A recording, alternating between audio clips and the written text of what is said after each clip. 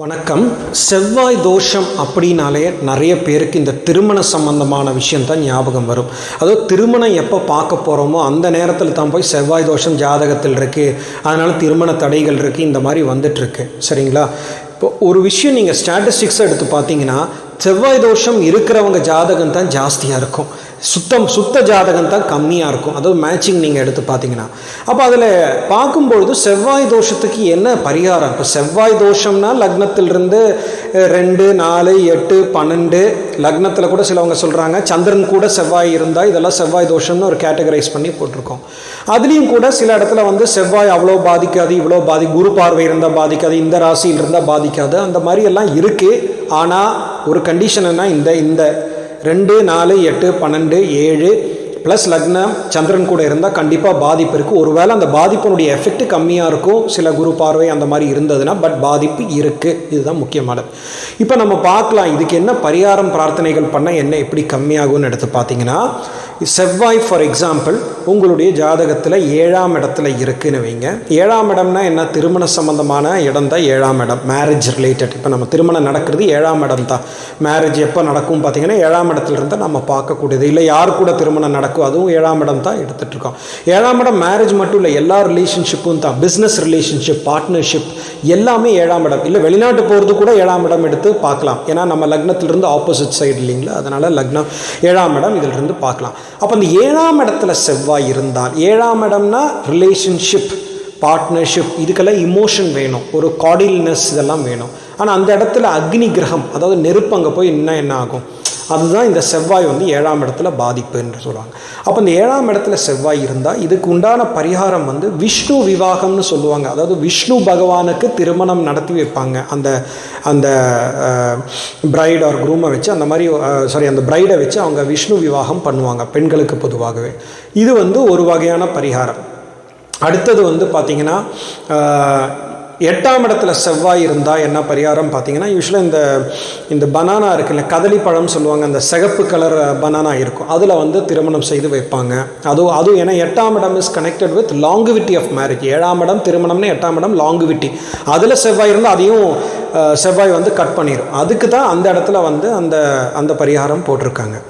அதுக்கப்புறம் வந்து செவ்வாய் வந்து 4ஆம் இடத்துல இருந்தாலும் செவ்வாய் தோஷம்தான் சொல்கிறாங்க. அப்போ 4ஆம் இடத்துல செவ்வாய் இருந்தால் என்ன அப்படின்னு பார்த்தீங்கன்னா, செவ்வாய் வந்து 4ஆம் இடத்துலேருந்து 7ஆம் பார்வை இருக்குது, 4, 5, 6, 7 4ஆம் இடம் பார்வை வந்து 7ஆம் இடத்துல இருக்குது. ஸோ அதனால் அதுவும் பாதிப்பு இருக்குன்றாங்க. அப்போ அதில் வந்து 4ஆம் இடம்னா வீடு சம்பந்தமான விஷயங்கள். அப்போ செவ்வாய்க்கு வந்து செவ்வாய் அதாவது கிரகங்கள் பாவம், அதாவது வீடு மனை இல்லாத ஏழை எளிய மக்களுக்கு நம்ம வந்து வீடு கட்டி கொடுக்குறது, இல்லை முருகன் இல்லை நரசிம்மர் கோயிலுக்கு வந்து டொனேஷன் கொடுக்குறதுல இந்த 4ஆம் இடத்தில் இருக்கிற செவ்வாயுடைய தோஷத்தை கம்மி பண்ணும்.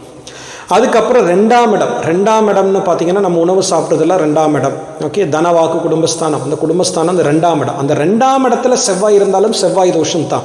அப்போ அதுக்கு வந்து டொனேஷன், அதாவது இப்போ நம்ம உணவுப் பொருட்கள் கொடுக்கலாம், அதாவது இந்த ரெட் கலர் திங்ஸ் எல்லாம் நம்ம வந்து கொடுக்கலாம். கதலி பழம், அந்த பழம் ரெட் கலர் பனானா கொடுக்கலாம். அதுக்கப்புறம் வந்து நீங்கள் தாராளமாக வந்து இந்த டூர் டால்னு சொல்லுவா இல்லைங்களா, பாசிப்பயிர் டூர் டால், அது வந்து நீங்கள் தாராளமாக தானம் கொடுக்கலாம். 2ஆம் இடம் சம்பந்தமான விஷயங்கள் தானம், அன்னதானம், தானம் கொடுக்கலாம். அதில் 12ஆம் இடம்னா நம்ம வந்து 12ஆம் இடம் கால் சம்பந்தமான இடம், லெக்ஸ், சரிங்களா? அப்போ அந்த கால் சம்பந்தமான இடம்னா 12ஆம் இடத்துல செவ்வாய் இருந்தால் அவங்க பெஸ்ட்டு முருகன் கோயிலுக்கோ நரசிம்மர் கோயிலுக்கோ இல்லை செவ்வாய் நவகிரக செவ்வாயிலையோ சுற்றிட்டு வர்றது, தொடர்ந்து அங்கே செவ்வாய்க்கிழமை தோறும் போயிட்டு வரும்பொழுது இவங்களுக்கு அந்த தோஷம் கம்மியாகும். இது வந்து ஒரு பரிகார முறை தான். ஆனால் பெஸ்ட்டு இதுக்கெல்லாம் வந்து ஆன்டிடோட் என்னன்னா, செவ்வாய் தோஷம் இருந்த ஜாதகம் இன்னொரு செவ்வாய் தோஷம் இருக்கிற ஜாதகத்தில் மேட்ச் பண்ணுறது தான் பெஸ்ட்டு. அது முடியாத தருணத்தில் தான் இப்போ நான் சொன்ன பரிகார முறைகள்லாம் வந்து அது எஃபெக்ட் ரெடியூஸ் ஆகிறதுக்கு, சரிங்களா? அப்புறம் இன்னொரு ரகசியம் என்னென்னா, செவ்வாய் வந்து ஈவன் சைன்ஸ், அதாவது ஈவன் சைன்ஸ்னு எடுத்து பார்த்தீங்கன்னா ரிஷபம், கடகம், கன்னியா, அந்த மாதிரி ஈவன் சைன்ஸ், விருச்சிகம், மகரம், மீனம், அந்த இடத்துல செவ்வாய் இருந்ததுன்னா தாராளமாக சண்டி ஹோமம், சண்டிகா ஹோமம் சொல்லுவாங்க, சண்டி ஹோமம் பண்ணலாம். அம்பாளை வணங்கிட்டு அந்த செவ்வாய் தோஷத்தின் எஃபெக்டை கம்மி பண்ணலாம்.